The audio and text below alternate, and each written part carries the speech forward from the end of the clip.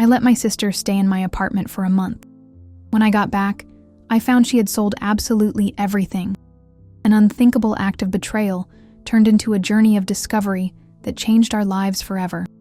Amidst tears, family secrets, and a devastating truth, I learned the true meaning of forgiveness. A story that asks, what's worth more, possessions or blood ties? Prepare for an emotional roller coaster. Subscribe, leave a like, and comment where you're watching from. 30 years. Exactly 30 years I dedicated my life to teaching children in a small town in Ohio where everyone knows everyone. 30 years waking up at 5 in the morning, preparing lessons late into the night, grading papers on weekends. 30 years, saving every penny, giving up marriage, children, even a pet, all to fulfill a single dream, to see the lavender fields in Provence. It might seem silly to many, but ever since I saw that report on TV at 16, that image never left my head. A violet sea under the bluest sky imaginable. And finally, I had made it. The ticket bought, reservations made, the itinerary. Meticulously planned as only an elementary school teacher with undiagnosed OCD could do. A whole month away from my routine. Away from the shrill voices of children. Away from the family problems that have haunted me for as long as I can remember. But life has a peculiar sense of humor, doesn't it? Especially when it comes to my family. 3 days before the trip, I get a call from Helen, my younger sister. Her voice choked with tears, words broken by sobs. Roger left me, she said, as if the world were ending. Well, maybe her world was. Her fourth husband in 15 years, a record even by Helen's standards. He just said he doesn't love me anymore, Carol. How can someone just stop loving like that out of the blue? I took a deep breath, restraining the urge to say that maybe the problem wasn't love ending out of the blue, but starting out of the blue, as it did with her every couple of years. I bit my tongue. I learned long ago that giving advice to Helen is like planting seeds on hot asphalt. And now I have nowhere to go, she continued. The house is his, you know how it is. I didn't put my name on anything. Of course she didn't. Helen was always the romantic one in the family. I was the practical one. She was the pretty one. I was the smart one. She was the adventurous one. I was the safe one. Labels stuck on us since childhood by a mother who couldn't see two daughters, only two opposite sides of the same coin. Helen, I have a trip planned, you know that. I've saved my whole life for this. I know, she sobbed louder. But it's just for a few weeks, until I get myself organized. Please, Carol, you're my only hope. And there I was, once again, being the responsible sister. The aunt who never says no. The woman who always puts others' needs before her own. All right, I sighed, defeated by my own sense of duty. You can stay in my apartment while I'm gone. You're an angel, Helen exclaimed, her voice suddenly brighter. As always. I handed over the keys 2 days later. I made sure to show her every corner, every drawer, every light switch. I explained about watering the plants, about Mrs. Davis in 302, who would have the spare key, about how the bathroom doorknob sometimes jammed. And please, Helen, take good care of my things, especially Grandma's dresser and Mom's tea set. She rolled her eyes just like she did as a teenager whenever I said something too obvious. Relax, Carol. I'm not a kid anymore. I'll take care of everything like it's my own. If I had known what those words truly meant, I would have canceled the trip right then and there. But I didn't cancel. I left for France with a light heart and a soul ready to fulfill a decades-long dream. And it was exactly as I imagined. The lavender fields stretching as far as the eye could see, the sweet aroma in the air, the Provence sun warming my time-worn skin. I took hundreds of photos, bought scented sachets, even cried watching the sunset in Valençole. For a whole month, I was just Carol. Not the teacher, not the dutiful daughter, not the responsible sister. Just me. The return to the States came too quickly. On the plane, I was already planning how I'd reorganize my savings to go back next year. Maybe I could see the tulip fields in Holland, too. My mind buzzed with possibilities as the taxi took me from the airport home. I climbed the stairs of the building slowly, my legs tired from the journey. When I reached the third floor, the door to apartment 304, my apartment, was slightly ajar. I thought Helen might be waiting for me. Maybe she had made coffee to welcome me back. That thought lasted exactly 3 seconds, the time it took me to push the door fully open and see the emptiness. Empty. It's not a metaphor. My apartment was literally empty. No furniture, no appliances, no pictures on the walls, nothing. Even the curtains were gone. My first reaction was to think I'd walked into the wrong apartment. I looked at the number on the door, 304. I looked at the keys in my hand. I looked again, at the empty space that was once my home. My brain refused to process what my eyes were seeing. "Helen?" I called out, my voice echoing off the bare walls. Silence. I dropped my suitcase. The sound reverberated through the apartment like thunder in a cave. I walked in a trance to the middle of the living room, or what used to be the living room. Not even the Persian rug I bought on a 36-month payment plan was there. Just the hardwood floors, some planks more worn than others, marking where the furniture used to be. On the kitchen counter was a piece of paper, a note written in that rounded, almost childish handwriting Helen had kept since school. "Carol, a family emergency came up. Had to leave in a hurry. I'll explain everything when I see you. Kisses, Helen." A family emergency? What family emergency? I was her family. That's when it finally hit me. Helen had sold everything, absolutely everything I owned. Grandma's hand-carved dresser, Mom's tea set that survived 2 world wars before coming to America, my books, my precious books, collected over decades of teaching. The TV I bought last year, my first luxury after so long. Everything was gone. My legs gave out. I sat down on the cold floor, my back against the peeling paint. I didn't cry. The shock was too great for tears. I stayed there, motionless. For how long? An hour? 2? The sun was setting when I finally picked up my cell phone to call Helen. The number was out of service. I tried again. Same result. WhatsApp messages? Not delivered. Facebook profile? Blocked. It was as if my sister had evaporated along with my belongings. I spent the first night on the floor of the empty apartment, wrapped in the only blanket I had in my suitcase. At 58, after a lifetime building a home, I was practically homeless, inside my own house. The next morning brought a knock on the door. It was Mrs. Davis from 302, the neighbor I'd left the spare key with. "My goodness, Carol, what happened here?" I tried to explain, but the words tangled. "How do you explain?" "The inexplicable? Your sister. She said you had authorized a complete renovation, that it was going to be a surprise for when you got back." "A surprise?" My voice came out higher than intended. "She called this a surprise?" Mrs. Davis hugged me with her soft, 75-year-old arms. Only then did the tears finally come. I cried like I hadn't cried since my mother's death 10 years earlier.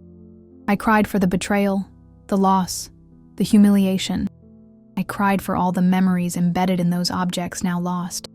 Sleeping at Mrs. Davis's house that night was a temporary relief. A soft mattress, clean sheets, hot soup. But what would I do next? How would I start over from scratch at this stage of my life? "Carol, you need to file a police report," Mrs. Davis insisted as she poured me another cup of tea. "What your sister did is a crime. Embezzlement, grand theft, whatever they call it." "Report my own sister?" The thought turned my stomach. "Your sister didn't think twice before leaving you without a bed to sleep in," she replied with the frankness typical of someone who has lived long enough not to waste time beating around the bush. The next day, I returned to my empty apartment. I needed to think, needed to plan. I was always good at that. Planning, organizing, finding solutions. It's what made me a good teacher. If I could manage a classroom of 35 9-year-olds, I could handle this too. I sat on the living room floor and opened a notebook. On the first page, I wrote, "Things to do." That's how I always started solving my problems, with lists. First item, find Helen. Second, recover my belongings. Third, don't kill my sister when I find her. I went to the bank that same day.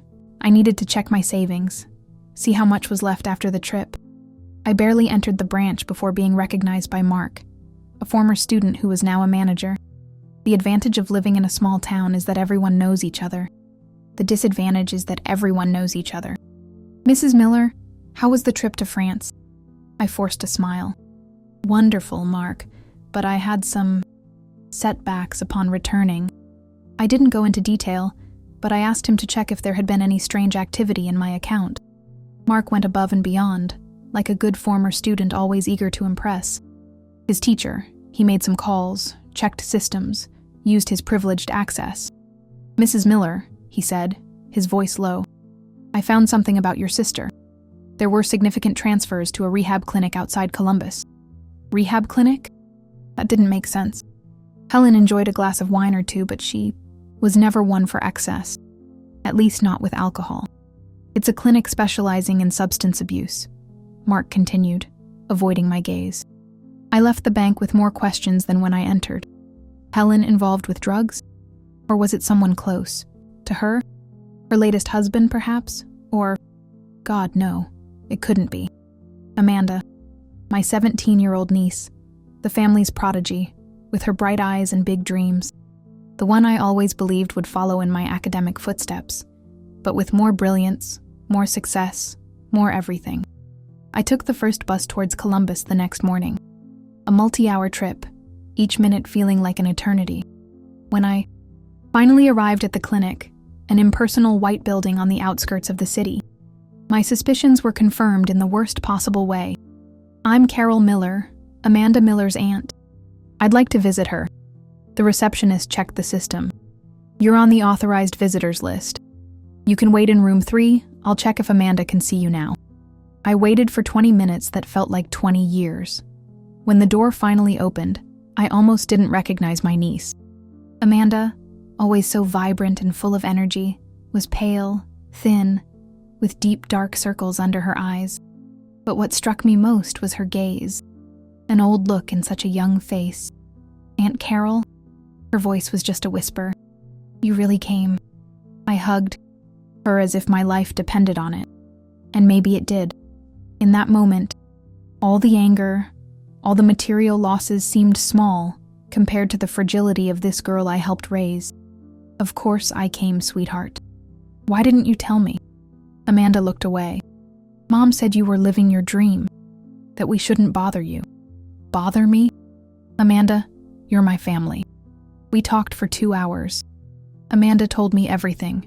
How it started with innocent parties, how things got out of control, how an older boyfriend introduced her to increasingly heavy drugs, and how, after a nearly fatal overdose, a desperate Helen checked her into that expensive clinic, whose treatment the health insurance refused to cover. But then, the money to pay for all this. Amanda frowned. "Mom said she sold her car, some jewelry. She's working 2 jobs too." I didn't have the heart to tell her the truth. Not there, not then. Amanda needed to focus on her recovery, not carry more guilt for something that wasn't her fault. Leaving the clinic, I had a new purpose. Finding Helen was no longer just about recovering my belongings. It was about understanding why my sister didn't trust me enough to ask for help directly. I returned to my town and, with Mark's help, got more information. Helen was working in a nearby city, Springfield, as a waitress in a diner during the day and a supermarket cashier at night. She lived in a cheap boarding house, far from everything she knew. The bus to Springfield left at 6:15 a.m. I woke up at 5, prepared for a confrontation I had been mentally rehearsing for days. What would I say to her? How could I express my disappointment, my anger, my sense of betrayal, without losing the only family I had left? The diner was small, grimy, with a sign faded by the sun. Helen was behind the counter, her hair, once always impeccably dyed and styled, pulled back in a messy ponytail, gray roots showing. She wore a loud yellow uniform that made her skin look sallow. Our eyes met. I saw the exact moment recognition turned into panic. Helen dropped the tray she was carrying, spilling coffee and soda on the tiled floor. "Kay Carol?" "Hello, Helen. I think we need to talk." She asked for 15 minutes to get a break. We sat on a park bench across the street. For a few moments, we just sat there, side by side, like when we were kids waiting for the school bus. "You went to see Amanda," she said finally. It wasn't a question. "I did. And now you hate me." "I don't know what I feel, Helen. I tried, Carol. I swear I tried to find another way." Her voice trembled. "I sold everything I had first. My car, my jewelry, even traded my good phone for one of those cheap prepaid ones. I borrowed money from everyone I knew. But it wasn't enough. And why didn't you ask me for help?" The question that had tormented me for weeks finally came out. Helen laughed, a bitter, humorless laugh. "Ask for what, Carol? All your money was tied up in that trip. You saved your whole life for it. How could I ask you to give up your dream? So you decided to fulfill my niece's dream at the expense of my things, without consulting me? Without giving me a choice?" "Choice?" Helen turned to me, eyes flashing. "What choice would you have made, Carol? If I called you saying your niece almost died from an overdose and urgently needed expensive treatment, would you cancel your precious trip?" "Of course I would." "What kind of person do you think I am?" "Exactly. That's the point." Helen stood up, gesturing, frantically. "You always cancel your plans for us. Always put our family before your dreams. Ever since Mom died. Even before that. Carol, the good one. Carol, the responsible one. Carol, the one who never thinks of herself." I was speechless. It was true. It was absolutely true. "Amanda needed that treatment urgently," Helen continued, calmer now. "I was desperate. When you offered me your apartment, I saw all those valuables. It was like a light bulb went on. I thought, I'll sell everything. Pay for the treatment, then work like crazy and replace everything before Carol gets back. Of course, it was a stupid plan. Of course, I couldn't earn that much money in a month. But desperation does that to you. Why did you disappear? Why did you block me? Shame. Fear. I don't know." Helen shrugged. "Every day that passed, it got harder to face you. So I thought, I'd first try to get at least some of the money back to repay you." We fell silent again. "Do you have a list of what you sold? To whom?" Helen nodded slowly. She opened her worn purse and took out a spiral notebook, the kind students use. "I wrote everything down. Each piece, who bought it, how much they paid. I was trying to scrape together as much money as possible to try and recover at least Grandma's dresser. I know how much it meant to you." I took the notebook and flipped through the pages. Helen's handwriting, usually so sloppy and rushed, was now meticulous, organized.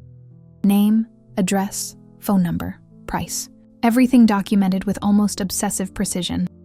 "This will make things easier." "Easier for what?" "The process, Helen." Her face paled. "You're going to sue me?" I raised an eyebrow. "I'm not going to sue you, you goof. I'm going to process my life. We'll recover what we can of my belongings. What we can't? Well, it's just stuff, isn't it?" "What do you mean? After everything I did, you're not furious with me?" "Oh, I'm furious, all right. And hurt and disappointed and a million other things. But I'm also proud. Proud. Of you, fighting like this for your daughter. Of Amanda, facing her treatment with such courage. And maybe a little bit of myself too. We're finally realizing there are more important things than an antique dresser or a tea set." Helen started crying, in her dramatic way, with loud, uncontrolled sobs that always attracted strangers' stares. "Some things never change."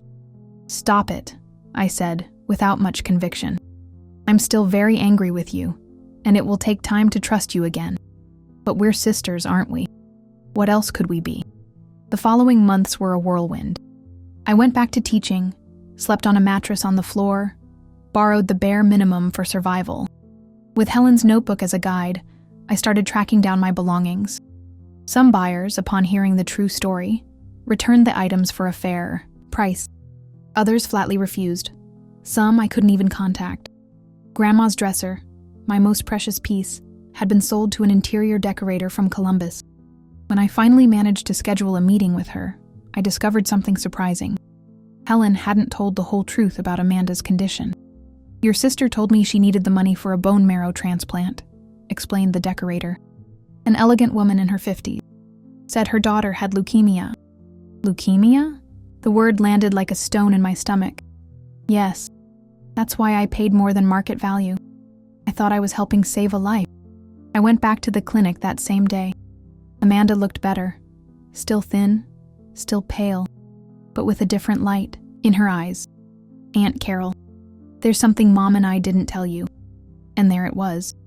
The leukemia diagnosis had come along with the admission for substance abuse treatment. A double blow.